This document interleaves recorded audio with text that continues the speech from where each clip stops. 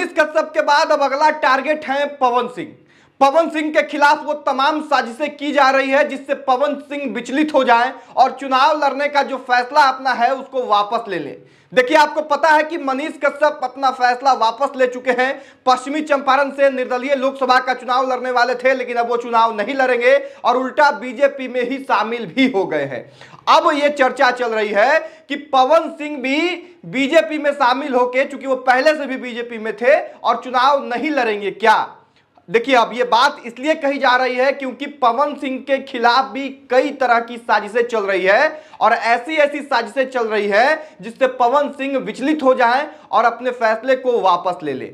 हम यकीन मानिए, आपको जब बताएंगे कि पवन सिंह के खिलाफ क्या क्या साजिश चल रहा है तो आप हैरान हो जाएंगे और सोचने पे मजबूर हो जाएंगे कि क्या राजनीति में ऐसा भी होता है।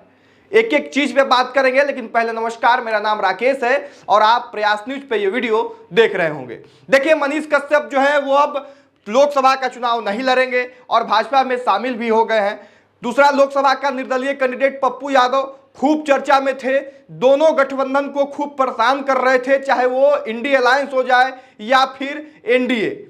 ऐसे में अब ये कि दोनों जो गठबंधन है वो कहीं से भी कोई भी रिस्क लेना नहीं चाहती है और यही कारण है कि जितने भी निर्दलीय कैंडिडेट थे जो मजबूती से अपने क्षेत्र में चुनाव लड़ रहे थे, उन लोगों पे दबाव हो सकता है कि बनाया जा रहा हो और उन लोगों को ये जो है कहा जा रहा हो कि आप भाई वापस आ जाइए और चुनाव मत लड़िए। क्योंकि पप्पू यादव वाले केस में, पूर्णिया वाले केस में दोनों गठबंधन को नुकसान झेलना पड़ा है। अब हम बात करेंगे कि पवन सिंह के खिलाफ आखिर कौन सी साजिश हो रही है भाई, क्यों पवन सिंह जो है वापस ले लेंगे और क्यों जो है पवन सिंह चुनाव नहीं लड़ सकते हैं। तो ये बात समझिएगा, पवन सिंह का जो पहला रोड शो था, यानी पहला दिन, उसी दिन पवन सिंह के ऊपर 5 एफआईआर होता है।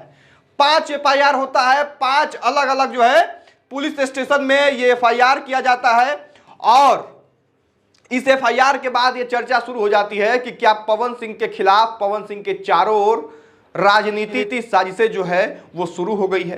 अब पवन सिंह लगातार क्षेत्र में जा रहे हैं, लोगों का भरपूर जन समर्थन मिल रहा है, भीड़ इतना आ रहा है कि बड़े बड़े रैलियों में आपको उतना भीड़ नहीं दिखेगा।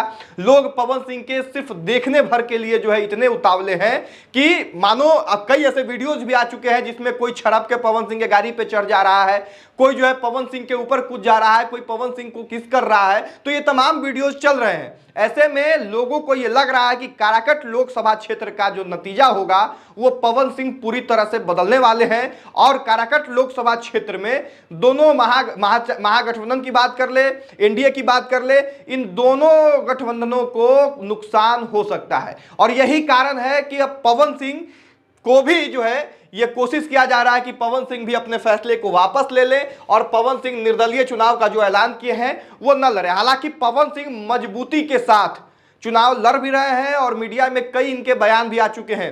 मनीष कश्यप के रिलेटेड भी इनसे जब पूछा गया तो ये कहें कि नहीं, हम पीछे नहीं हटेंगे और जब एक बार हम आगे बढ़ गए तो अपने पीछे मुड़ के हम देखते नहीं हैं और चाहे कुछ भी हो जाए हम चुनाव लड़ेंगे।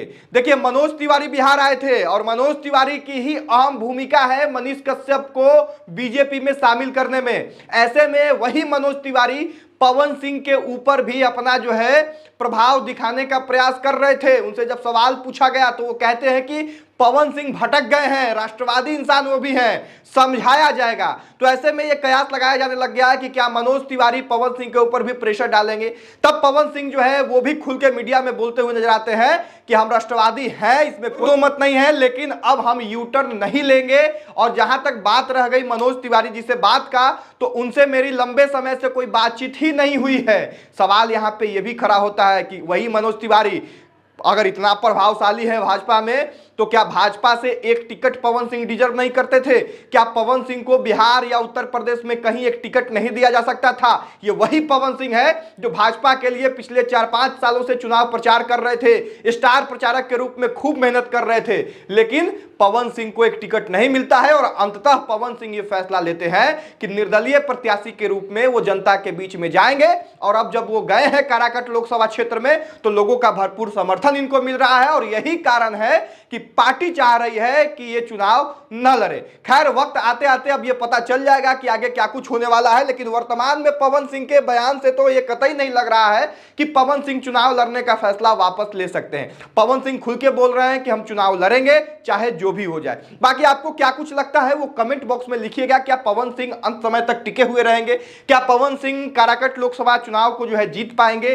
कितना वोट ले आ पाएंगे या फिर क्या कुछ असर डाल पाएंगे? वो सब कुछ आप जो है कमेंट बॉक्स में लिखिएगा। बाकी इस वीडियो को यहीं पे समाप्त करते हैं। यहां तक इस वीडियो को देखने के लिए बहुत धन्यवाद। जय